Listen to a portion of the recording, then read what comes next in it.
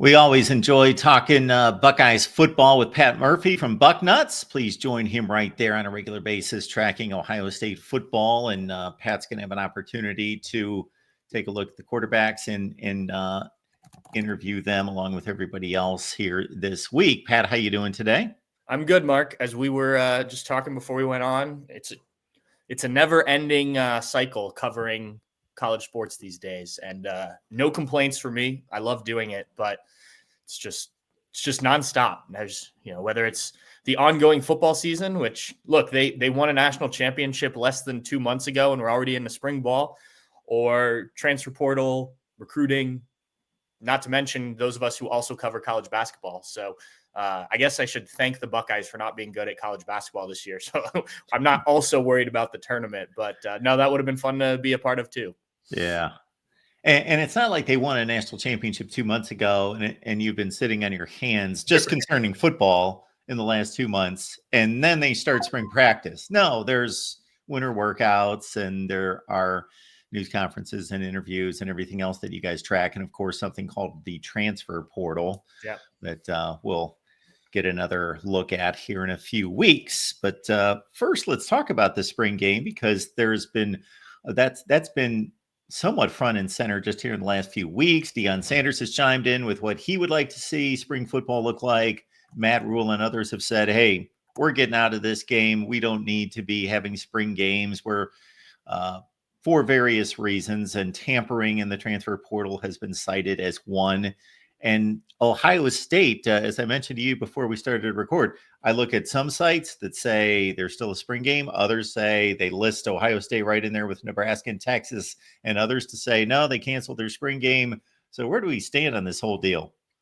So they didn't cancel anything. I think that's important to point out. They're just not calling it a spring game this year. They're calling it a spring showcase, and they haven't specifically said what they want to do or what they will do. Ryan Day did talk about, we want to have as much of a game-like atmosphere as possible, but he's also recognizing that there are guys on this team who, despite the fact that they lost 17 key contributors from the national championship team, there are guys in this team who've played a lot of football and a lot more football than they're used to. And as we just mentioned, spring practice starts less than 2 months after they played 4 straight games against top 10 teams. So there will be guys that don't really participate. And I think the sense I'm getting is that it will be some sort of competitive, maybe it's more 7-on-70 or something along those lines. It won't just be a straight this team against this team, which Ohio State really hasn't done the last handful of years anyway. It's been offense versus defense, and at points they'll just stop and kick field goals and keep moving the kicker back and things like that. So I don't know why they felt the need to change it to spring showcase this year. I think it's different than what a lot of other teams have said. You mentioned Nebraska and the transfer portal and the tampering. Like, Ohio State's not worried about that. At least they haven't publicly said that. It's just more of the fact that this season was a long, demanding process, and they don't want to overextend, knowing that they want to do something similar next year, right? So you want to have your guys get as much time off that need it while still getting guys reps. And Ryan Day's pointed out a few times, week 1 at Ohio Stadium, Texas comes to town. There's no easing into the 2025 season, right?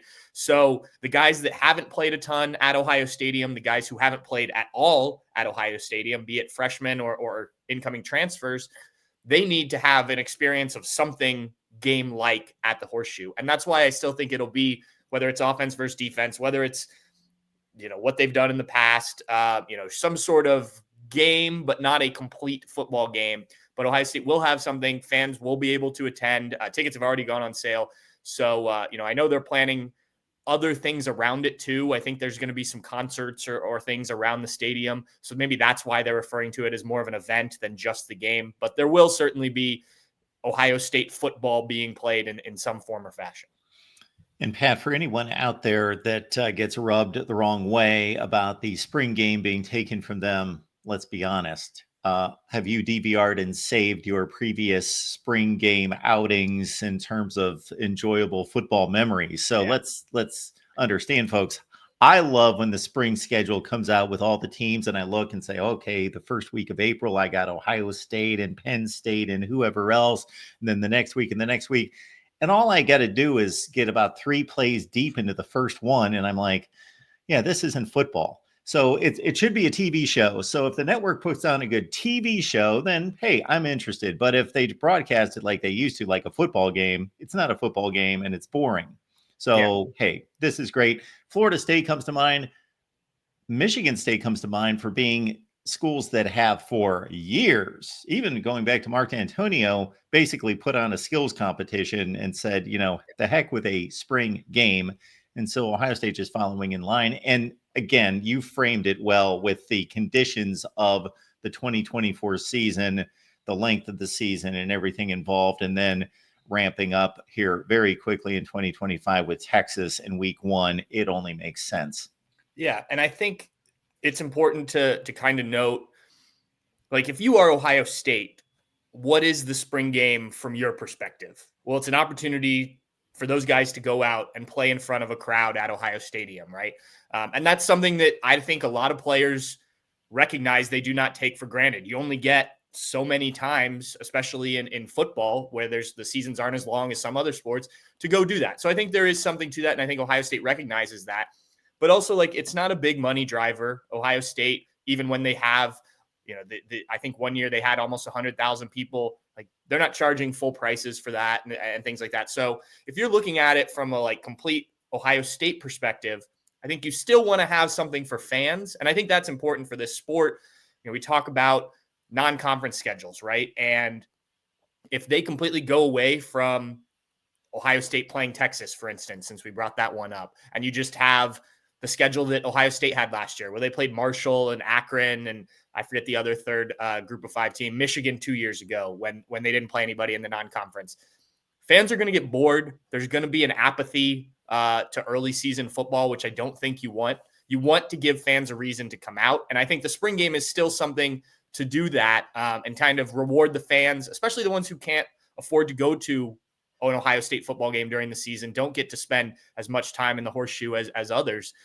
So we've kind of gone down a different road here. But I do think that stuff like that, keeping these traditions, keeping something for the fans, maintaining big games during the season out of conference, those are all important if you want people to continue to show up for your games and support. Ohio State's not a team that hurts for that, obviously, but we're not just talking about Ohio State when we're talking about these spring games. We're talking about everybody.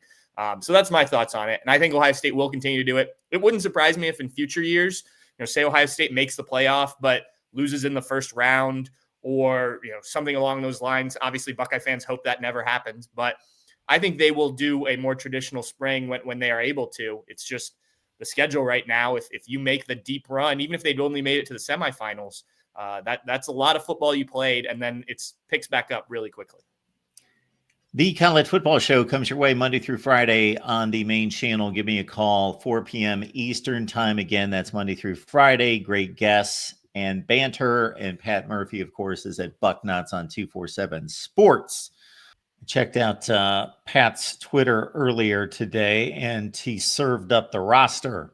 So there's the spring roster for 2025. And also, man, the news cycle moves fast because 2 hours ago, Pat, I did, as I always do, Ohio State football news and just put that in Google. And your article running down the particulars of the spring roster was, boom, front and center. I just tried to go back to it and the thing's vanished. And even on 247, even on Bucknuts, all I could find is recruiting everywhere. But you can check out, of course, what Pat's got available on X by just following him right there. Again, because you want to get the breakdown, he just goes through basically almost every player just in regards to the numbers and the various changes and the assignments for the 21 early enrollees and so forth. But in all of that, including the heights and weights, anything in particular stand out to you? First of all, it's always amazing to me when we do put this stuff out, be it the schedule that's on the screen or the roster that's on the screen there, or the article you mentioned. People love to look at that stuff and see. I think heights and weights, number changes are always things that get fans excited. And I guess I get it. Like the teams that I'm a fan of, like I do pay attention to some of that stuff, maybe not as much as some people. So maybe I'm not as diehard at as others are, or as some are with the Buckeyes here. But it is always amazing to me that how well that stuff does. But in terms of just highlighting anything, I think the new numbers. People always want to know who's wearing what, right? Which freshmen are, what the freshmen are wearing, the heights and weights of the freshmen, the transfer guys, things like that, which is all detailed in the article. I'm not going to sit here and bore people by listing it, but you can go read it or go look at the roster. A couple things that did stand out, though, that I'll just mention. Carter Lowe came in at 6'6", 341 pounds. I mentioned him earlier as a freshman tackle. Probably want to get that weight down a little bit, I would imagine. Now, he's just got to the program. That'll happen as he worked with Mick Marotti. Same with Ethan Onyanwa, the tackle we talked about. Ryan Day was asked about him. He's at 6'6", 357.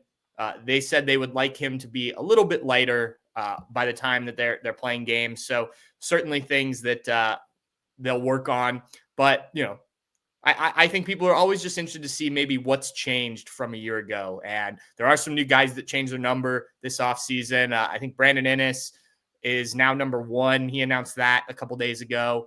Who else was there? Jermaine Matthews moved to number 7 because that number opened on defense. So, yeah, there's a handful of things. Go read the article. It is just kind of a list of things, and I don't want to bore people. But, yeah, if you're interested in that stuff, it's all up there. And like you say, people are interested in that, Yeah. and they get upset when guys change numbers, or why did he get that number? That's a famous number. That's an important number, and he didn't deserve it yet. And yeah, people. Now, I got to admit, when I was 15 years old, oh my goodness, I knew everybody's number basically in the NFL. I get that, but that's kind of worn off for me through the decades. But yeah, it's all right there. And again, follow Pat on Twitter/X. And it's not bad, Pat, when you can go to spring practice and throw up a national championship banner that's unlike some other schools, maybe not 30 years removed from the last one. Yeah, I was curious because we were at the Woody not too long ago and they hadn't updated that stuff yet. So would that all be ready to go for spring practice? Well, I should have known because they had a handful of highly regarded recruits visiting for the day. So of course they're going to get that stuff up there. It is pretty cool to see. If you can obviously read the national championship one there. These other ones over here, each of the bowl wins. So Oregon, the Rose Bowl, Texas in the Cotton Bowl, and then obviously the national championship. They've got. They did not highlight the Texas game in these pictures, and I was talking to some of the guys about it. The only thing we could think of is there wasn't a trophy celebration where you're on the stage, which is what's pictured in each of these. So while I would argue that the Tennessee game was probably the most important, just given everything you were coming off of with the Michigan game, yeah, there may not be one picture that summarizes it like a trophy celebration like these other ones had. What I noticed, because I compile these sorts of things and we'll go through all-time rankings and all sorts of statistics, is, man, you go through a playoff run like that, you bulk up your all-time numbers for one season out of 100 zillion. You can do quite a bit of damage in regards to bulking up the resume when you knock off the likes of, as you mentioned, and what's really impressive, Pat, and of course, this has never been done in the history of college football. Now, people jump on me and go, oh, that's because we haven't had a 12 team.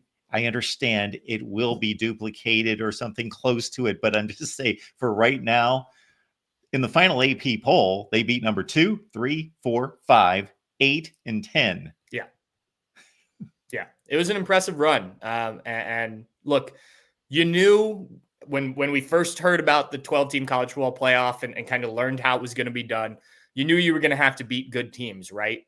But there was paths. Flip it to the other side of the bracket from where Ohio State was. Some of those teams that got in that there was a lot of debate about because of the rules of conference champions getting the automatic buys and things like that. Like there was a path where you didn't have the most difficult. And I'm not saying Ohio State's run was the absolute most difficult that's ever been done or anything like that. But to beat those teams, and especially to beat those teams coming off of that loss to Michigan, which could have just been demoralizing, coming off of the narrative of Ryan Day and not being able to win the big game and all that, probably using those things as motivation going into that first game against Tennessee and then carrying it over. But yeah, it's an impressive run. Like you said, there will be teams that duplicate it. Maybe even there will be better numbers at some point in terms of the ranked teams that you beat. But yeah, I think if you're a Buckeye fan, this is something to hold on to for sure. Pat, we appreciate you stopping by, and know that you got to head out to practice once again this week, and it never stops. So more football for you as we head toward the conclusion of spring. And of course, everyone, there will be a spring. What are they calling this thing? Spring showcase. Spring showcase, everyone, April 12th at the shoe. Pat, appreciate you stopping by. Absolutely. Thanks, Mark.